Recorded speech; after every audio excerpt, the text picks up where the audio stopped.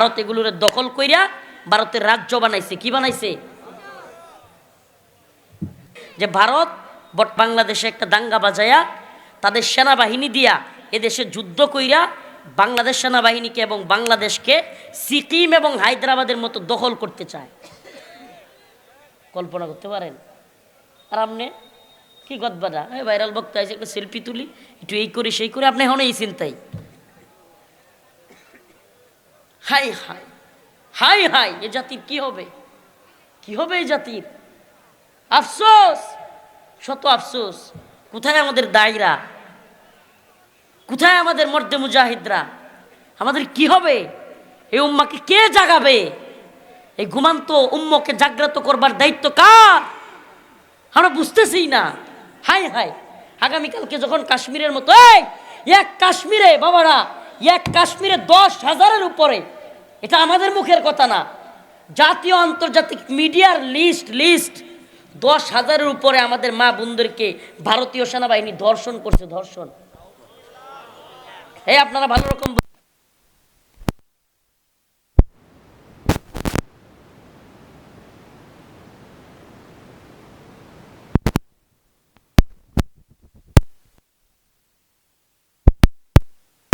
এরা কাশ্মীরের মেয়েদেরকে যখন মন চায় দর্শন করে। কি মনে করছেন আমাদের মা বোনদেরকে কালকে রুম থেকে ধরে ধরে নিয়ে দর্শন করবে? আপনার বোনেরে, আপনার মারে, আপনার মেয়েরে দর্শন করবে, র্যাপ করবে। আপনি কল্পনাই করতেছেন না, আপনি চিন্তাও করতেছেন না। আপনি বুঝেন, যেই ছাত্ররা হাসিনার টনক নড়াইয়া দিছে, সারা বাংলাদেশ কাঁপাইয়া দিছে, যে ছাত্ররা চ্যালেঞ্জ নিয়ে সমন্বয়ক, এই সবাই চিনেন না সার্জিস হাসানাত, এদেরকে বাংলাদেশে গাড়ি চাপা দিয়ে মেরে লাইতে চায়। আপনি কল্পনা করতে পারেন? কালকে আল্লাহ জানে, শহীদ হয়ে গেলে তো আলহামদুলিল্লাহ। কালকে যে রফিকুল ইসলাম মাদানির ওই এখান থেকে আপনাদের এই মেলান্দহ থেকে যাওয়ার পথেই যে গাড়ি চাপা দিয়ে আমাদেরকেও মেরা ফেলবে না, আপনার কি বাবা? প্লিজ, গ্রামের মানুষ, গ্রামে আসছি, আমার যেখানে মাহফিল, এখন কি করব, নতুন করে তো সুযোগ নাই শহরে প্রোগ্রাম দেওয়ার। শহরের মানুষ কিছুটা বুঝমান থাকে, গ্রামের মানুষ বেখেয়াল থাকে বেশি। তবুও গ্রাম শহর মিলাইয়া আমরা এইগুলো বুঝবার টাইম নাই। এই জন্য বলতেছি মিডিয়াগুলোতে কথাগুলো যাওয়া দরকার। এরা ত্রিশূল রেডি করতেছে, ত্রিশূল। শুনেন নাই হিন্দুত্ববাদীরা ইসকন বড় বড় সমাবেশে তাদের লোকদেরকে ত্রিশূল বানানোর জন্য, ত্রিশূল বুঝেন? হিন্দুদের এক ধরনের অস্ত্র, এটা এরকম সামনে এরকম লম্বা থাকে, আর দুই সাইডে দুইটা এরকম আরও দুইটা চুক্কা চুক্কা থাকে, লম্বা রড দিয়া বানানো। ত্রিশূল রেডি করতে বলতেছে। ত্রিশূল কাদেরকে মারার জন্য? মুসলমানদেরকে।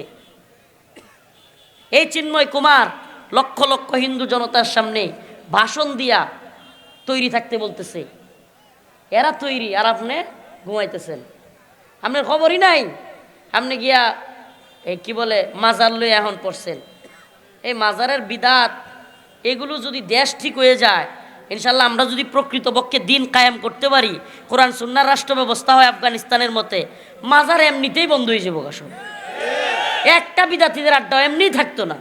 আর এখন আপনারা হাজার হাজার আলেম, হাজার হাজার ছাত্র লইয়া মাজার আর নিজেরা নিজেরা মারামারি করবেন, এই হিন্দুত্ববাদীরা খুশি হইব। বুঝতেছেন না আপনারা? বুঝতেছেন না? এই হিন্দুত্ববাদীরা খুশি হইব, আর এদিকে সরকারও চিন্তা করবো, আরে এই হুজুররা করতেছে কি, ধর এদেরকে। এরা বুঝে না দেশের এই পরিস্থিতিতে এরা আহাম্মকের মতো এখন মারামারি করে মরা যাইতেছে। আমাদের মূল শত্রু কে এটা বুঝতে হবে, শত্রুর অবস্থান কি সেটা বুঝতে হবে। যে ব্যক্তি তার শত্রুর অবস্থান বুঝে সে বিজয়ী হয়। বুঝছি ওয়াজ বেশি এটা ভালো লাগতেছে না, না সুর দিয়ে বাইরে এই ওয়াজ এখন চলবো না, এই ওয়াজের সময় নাই। আপনাকে বুঝতে হবে। হে প্রিয় যুবক ভাই, মুরব্বীরা অন্তত না বুঝুক, যুবকরা অন্তত বুঝো ভাই, এই দেশটা ভারত নিয়ন্ত্রণে যাওয়ার আগে অলরেডি এই ভারতের চাপে পইরা বাংলাদেশের অনেক আমরা যাদেরকে দেখতেছি ক্ষমতায় আছে, এদের অনেকে ভয়ে ভারতের কথা মানতে রাজি হওয়ার ভাও। ভারতের ভয়ে কেন? হুজুররা কি বুঝে এত বড় রাষ্ট্র, এত মিজাইল, এত কামান বিমান, এত সৈন্য আমরা কি পারবো? এ বেটা, আমরা পারবো কি পারবো না জানি না, তবে আমরা দ্বীনের জন্য, ইসলামের জন্য, ভূখণ্ডের জন্য শাহাদাত বরণ করতে পারবো। কি করতে পারবো? আর আমার রসুল বলেছেন, আমার উম্মত যদি 12,000 হয়, কয় হাজার? বিইذনিল্লাহ, আল্লাহর উপর ভরসা রেখে 12,000 আমার উম্মতের মর্দে মুজাহিদ যদি দাঁড়ায়া যায়, পৃথিবীর কোনো শক্তি নাই সেই 12,000 মর্দে মুজাহিদকে পরাজিত করে। সুবহানাল্লাহ। তাই আমরা কি ভীতু কাপুরুষ হইয়া ভারতের গোলামি করব? বাবা মাফ করে দাও, পায়ে ধরবো? হ্যাঁ, অন্তত 10-20টারে এক ক্লাস সাইজ না কইরা জাহান্নামে না পাঠাইয়া শাহাদাতের পেয়ালা আমরা পান করব না। রাজি আছেন তো ইনশাআল্লাহ? আমাদের কাজ কি? আমাদের কাজ কি? এই যে মাহফিলগুলোতে যাচ্ছি, প্রত্যেকটা প্রোগ্রামে জনগণকে বুঝাচ্ছি, উদ্বুদ্ধ করতেছি।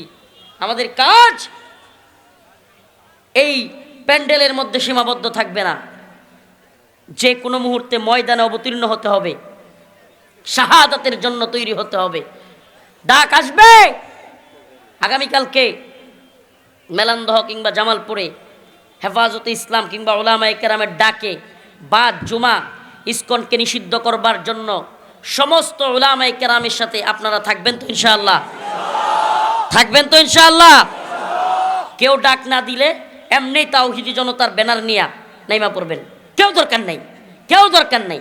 হুজুররা যদি সাহস না করে নিজেরা নাইমা যাবেন আল্লাহর নাম নিয়ে ইনশাআল্লাহ। কোনো হুজুর আল্লাহর কাছে, আল্লাহ কোনো হুজুরের কাছে দায়বদ্ধ না।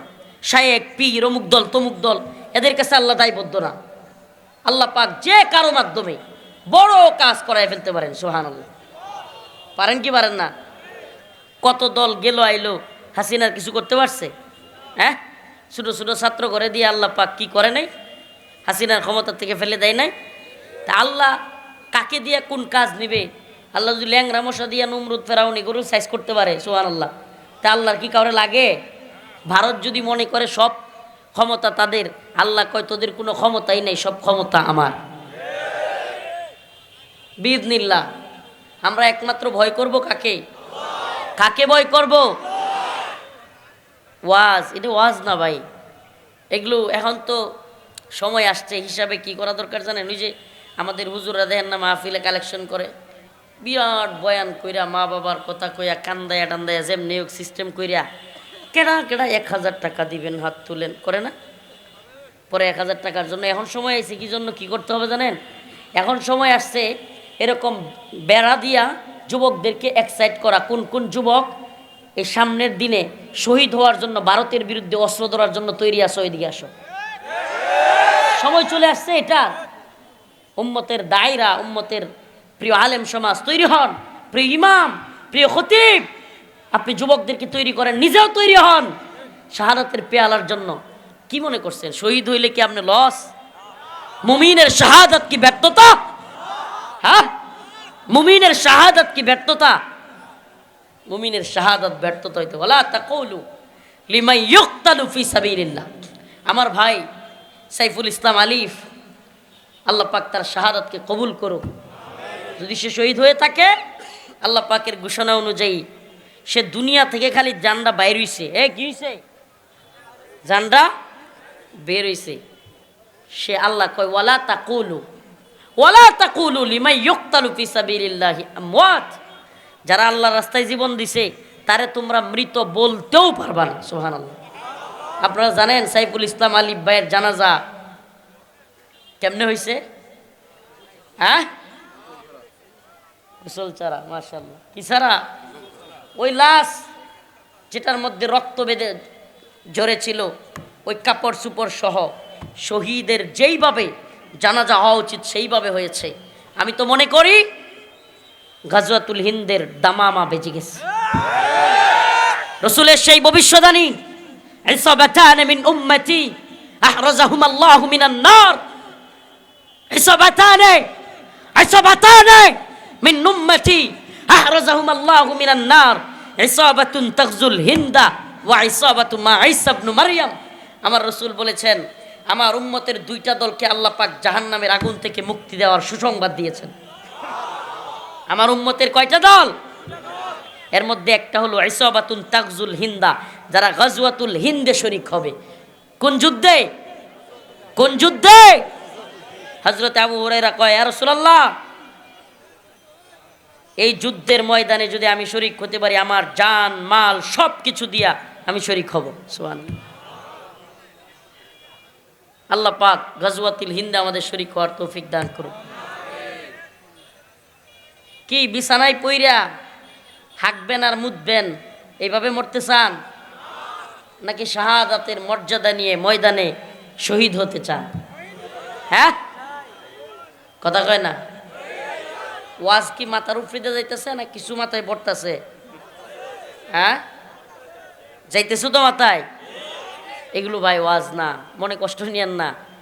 এখন আমাদের তৈরি হইতে হবে, সোজা কথা। এগুলো এক একটা এখন আমাদের মাহফিল নয়, বরং মুজাহিদ তৈরি করার একটা কারখানা।